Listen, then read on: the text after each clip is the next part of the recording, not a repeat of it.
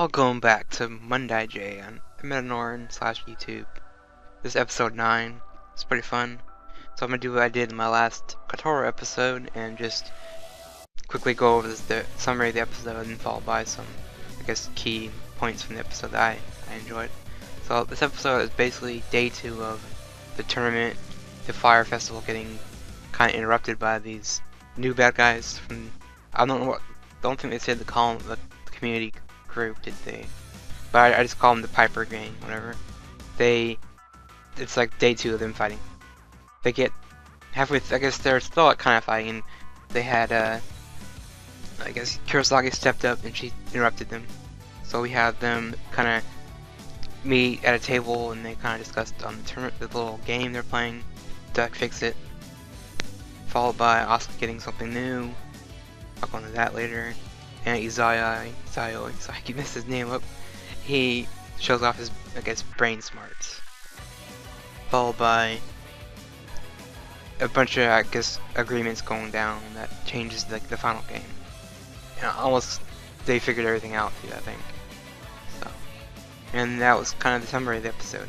Now to go into the details, like I said in the beginning, we had round 2 versus, so we had No Names versus the Piper Gang. Round 2, so they're fighting still, and Kurosagi is kind of like off in the distance with this weird lightning stick thing. I've seen that before in another show. I just can't remember. I've seen the shape, that kind of form before.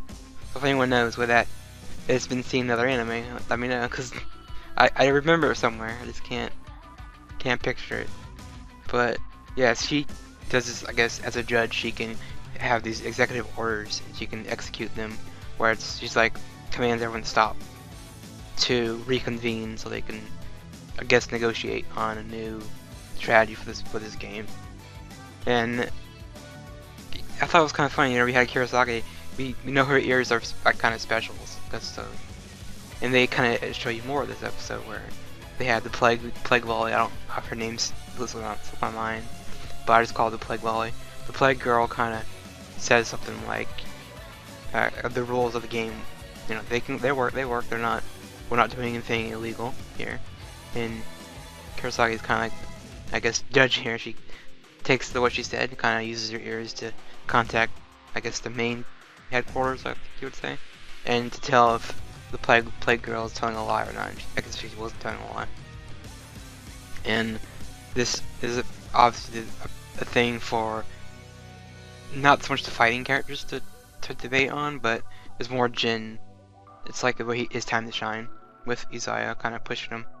Which the game goes from, they're going to extend it for a whole month. I guess there's a plague going around that in that time would kill a bunch of people. And the No Names are like, well, that's not really fair.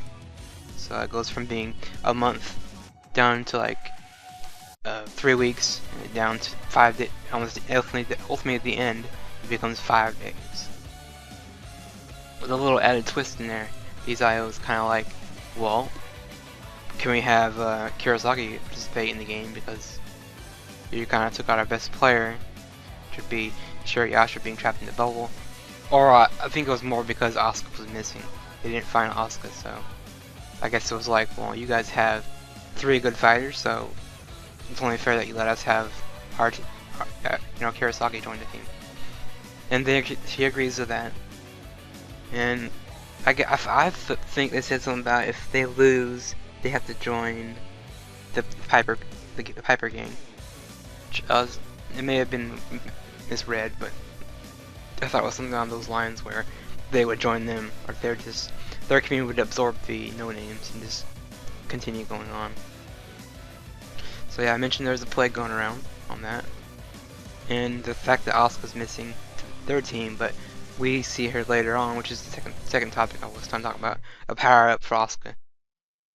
I guess not really a main thing, but it did happen, so it was cool. I had to mention it. She's kind of like laying in this cave, kind of like wakes up and there's lights, all these little glowing lights around her.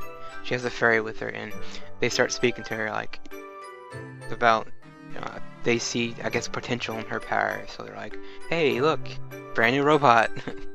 But I think in this universe it would probably be considered a golem, or I don't think it's an actual robot, but who knows, maybe it might be. It could be a clockwork item for all I know. But this isn't really fantasy, there are elements of like sci-fi thrown in. So, kinda cool seeing that. The thing that we saw in the opening kinda spoiled it for us, so. Was I surprised? Not really. Were you surprised? I mean, after all, like I said, the opening does reveal the fact that she controls it later on. So. On a side note, for me, openings have always been, especially like in a fighting show, kind of shows you everything that's about to happen. Shonen shows do this all the time. You see certain characters pop up, they fight, and later on in the episode or the series, you see that character pop up, and it's kind of ruins it.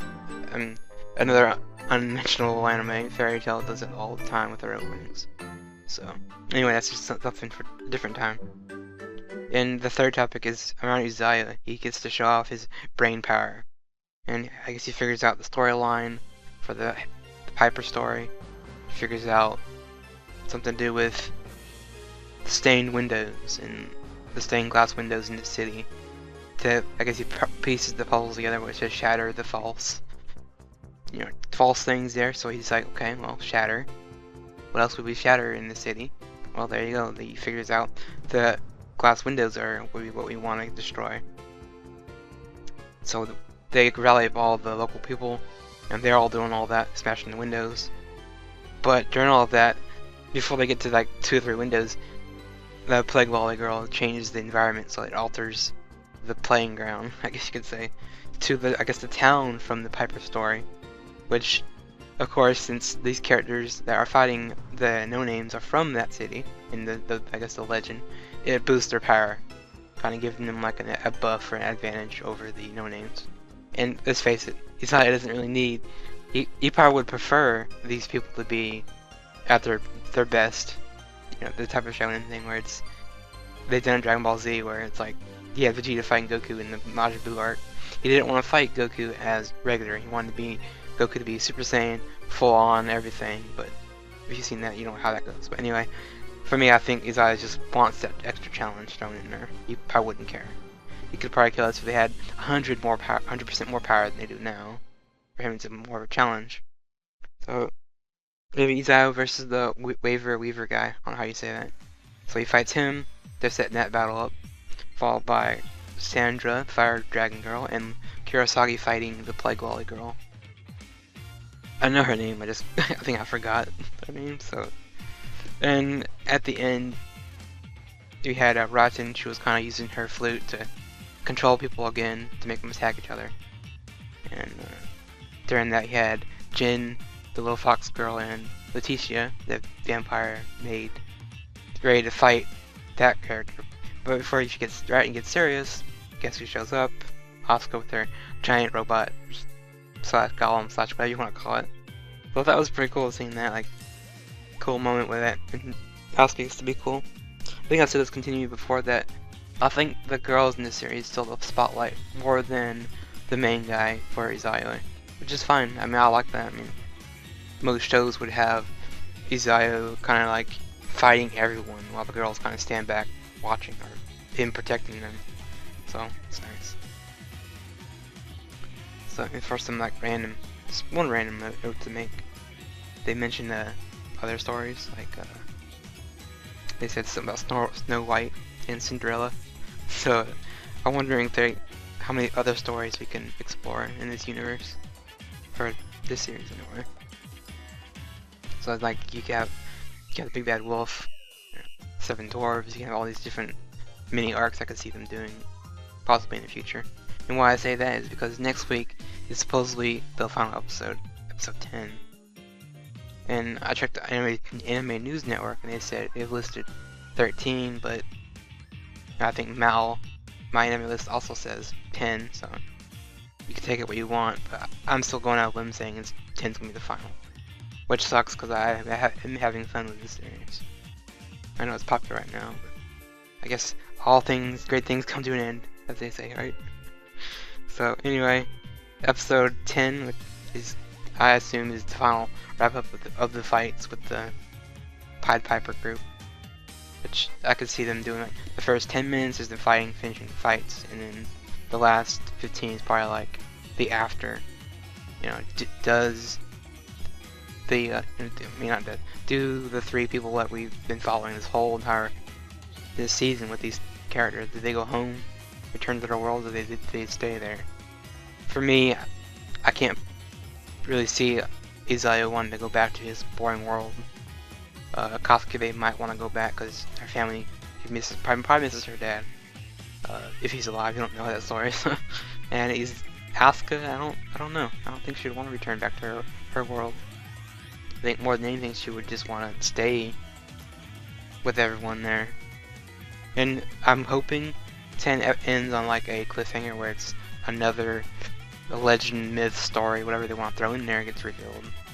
Like I said, the mention of Snow White and Cinderella has me thinking, oh, they could just any fictional story they could throw in there that is based in kind of our time right now.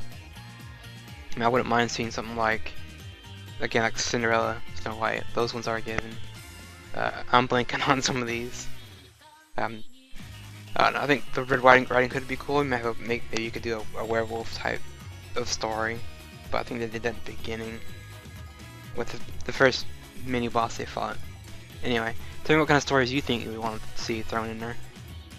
Any kind of stories you grew up on or liked as a kid, or maybe a Greek like mythology. I mean, they did mention like Medusa and things like that in a couple episodes here back, so it's kind of cool.